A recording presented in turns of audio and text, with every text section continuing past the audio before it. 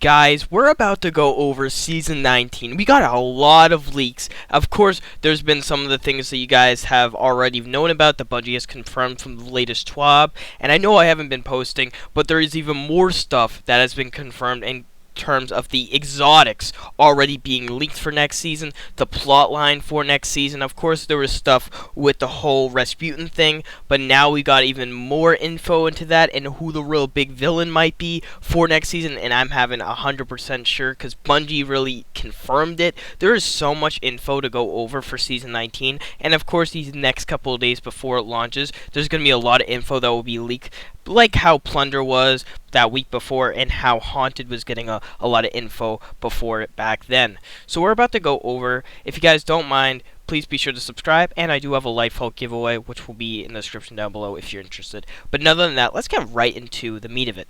So we're going to talk about one of the big things for Season 19. Of course, Season 19, like you would expect, would be the season right before Lightfall, the most, deeply focused narrative into getting into Lightfall. Of course, that sort of like getting ready, preparing season, like how Arrivals and Lost did, getting into that, of course, new villain, the big bad villain, I should say. So let's talk about the plot. Now, we know that Rasputin will play a deep focus into next season. I know that's something that you would probably be aware about, and it has been something I've been telling a lot of my audience, how Season 19 will be deeply focused with how Rasputin is, and it has been leaked previously. You already know about that probably, and we'll go into more about it. But of course, you know that the Rasputin weapons and the Deepstone Crypt weapons are probably coming back. The Deepstone Crypt weapons will be craftable next season, which is really awesome, giving even a more tease to Europa, as Bungie confirmed in an interview the weapons that they're bringing back is usually going to be terms of what the plot will be and what they're bringing back, and it was already leaked that the Rasputin weapons and the Dawn weapons will be coming back, similar to how the Menagerie weapons came back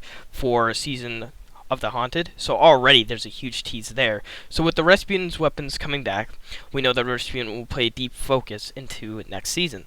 We don't know if we're going back to Mars or Europa. Those are the two locations I'm putting, 100% on. It's either of those locations.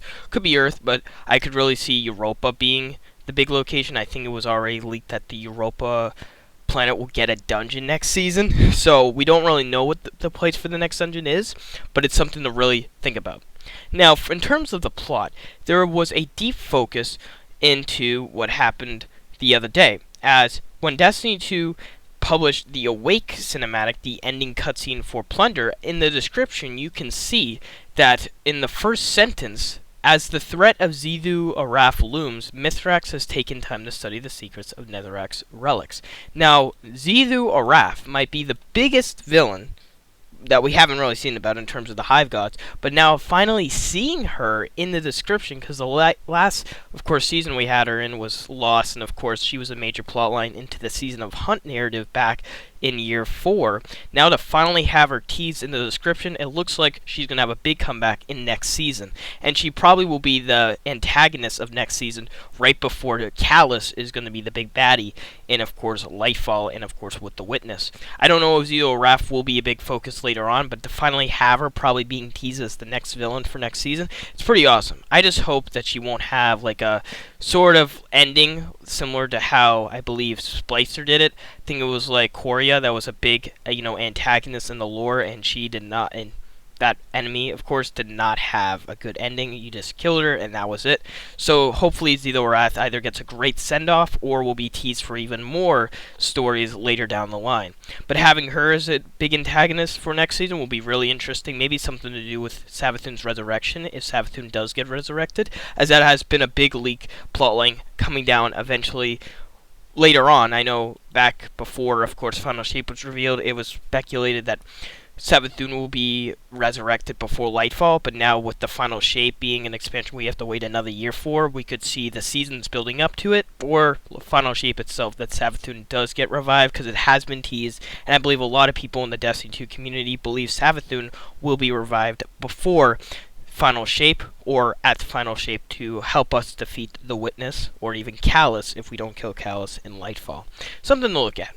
So, of course, moreover, they have teased the Assassin's Creed crossover. Now, I didn't make a video on this, but I did look at it. If you haven't already looked at it, of course, if you play Assassin's Creed, Lord Shaxx and Save 14 will be in Assassin's Creed, and we'll get a lot of armor sets. And this has already been confirmed by Bungie, and it will, of course, will get a lot of cosmetics and stuff once it launches on December 6th with the new season. So it's really cool. And of course, be aware that we are getting an Arc Eververse set with it. So we'll technically have that, similar to how we had the Fortnite set. It'll be cool because we'll get the Assassin's Creed set, plus we'll have, of course, the Arc set for next season. So there's going to be a lot of armor, and of course we'll get the seasonal armor plus the seasonal ornaments in the season pass. So we're going to get a lot of armor next season and a lot of cosmetics, which is already really cool, and we haven't even been yet to some of the nitty-gritty stuff. So Liz, one of the Destiny leakers, posted on the Discord that, of course, next season we are going to get 2 exotics. Now, already, Josh Hunt said that we're getting an exotic SMG in the season pass, which is really interesting already there. And Liz just confirmed that the dungeon will have a solar exotic bow. So I think it was Tico's Divination we saw was the last exotic bow in terms of the season, but this time around it will be the dungeon exotic. However, she was not sure if it was going to be a exotic quest, but it could be. But we could also see like how the Duality dungeon had, of course, the exotic, I can't figure out the name, Heart Shadow, that did not have a quest. You could easily just get it as a random drop, so I would like it to be an exotic quest, but time will tell because we are unsure. But it will be a solar exotic bow, and that's confirmed, and there will be an SMG. So of course we'll get a kinetic exotic and a solar exotic for next season, and maybe a secret exotic at the end of the season, but highly unlikely. Of course, now seasons will always have like 2 exotics, so don't put faith in that, unfortunately, which kind of sucks. Again, time will tell.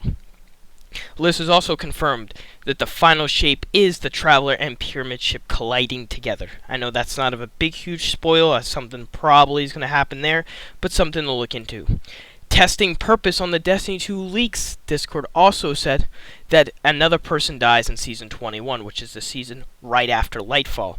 Of course, Lightfall will have big effects. It will be one of the biggest expansions, probably the biggest narrative expansion, similar to how Witch Queen was last year, but, well, this year technically.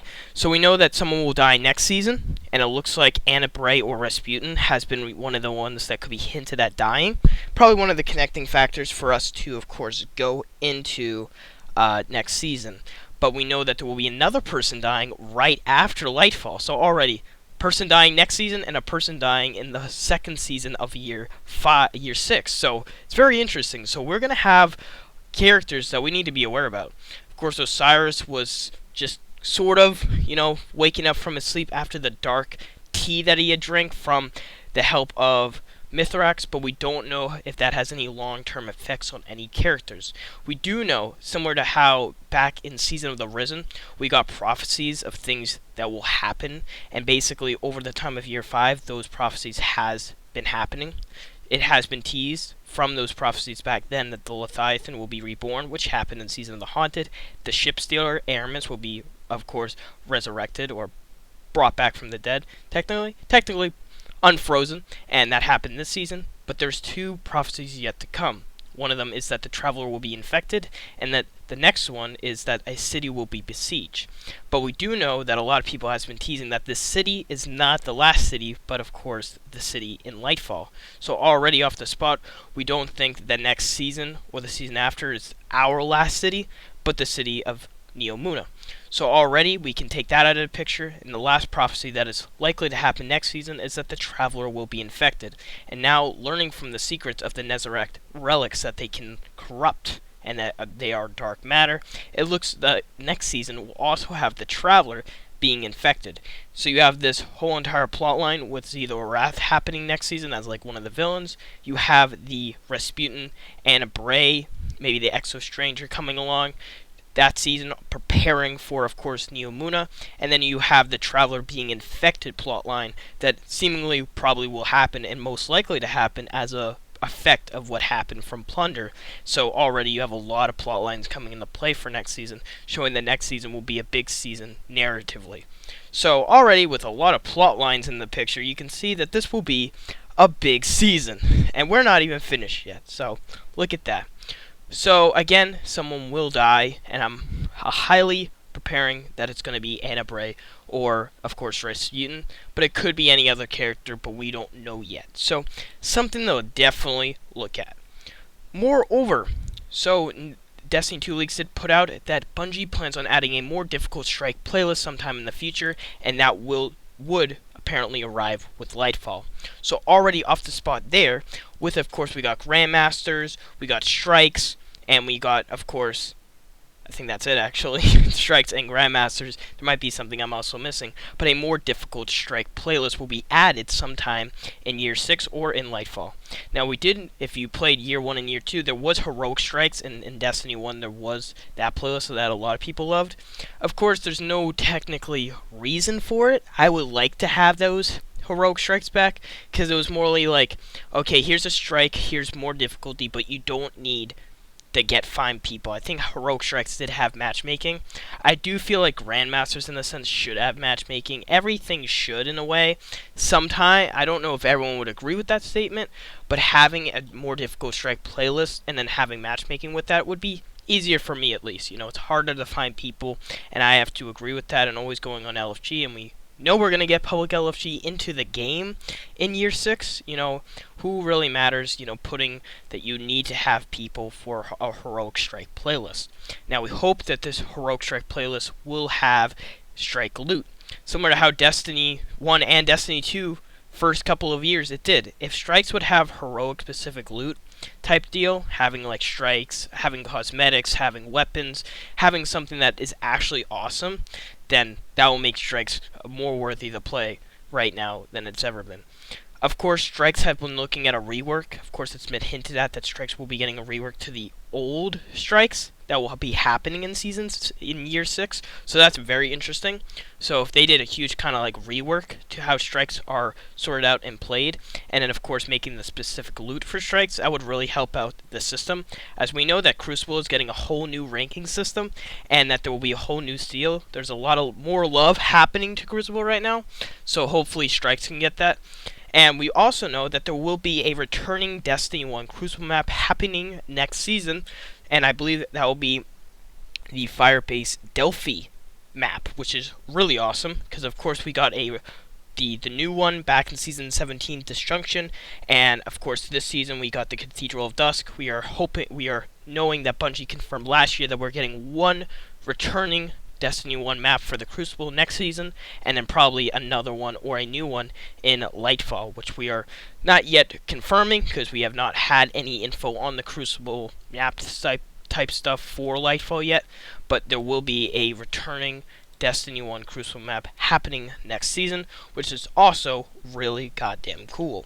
So something to look at as well. Overall, next season looks like it'll be a good season. I can't say if it will be amazing top quality, as I believe the very last season is always going to be more focused on terms of the development of Bungie. They will be leaning towards the next expansion, and of course I want Lightfall to be really good. I would want more of the attention to be focused there, but that's really how I feel. Again, I'm not really the guy that always like thinks every season is going to be amazing, but I always get excited no matter what, because why not? So I feel like this season will be awesome. Of course, I always love when Bungie is planning for something amazing, and hopefully next season is going to deliver, as they haven't really revealed everything yet, and they don't reveal things until the day of, and hopefully they'll reveal something soon. But yeah, I can't wait for Tuesday. I'll be posting a lot of videos then, so please be sure to subscribe and keep the bell on. But I hope you guys did enjoy. If you guys did, then subscribe. I'll see you guys on the next one. Bye, guys.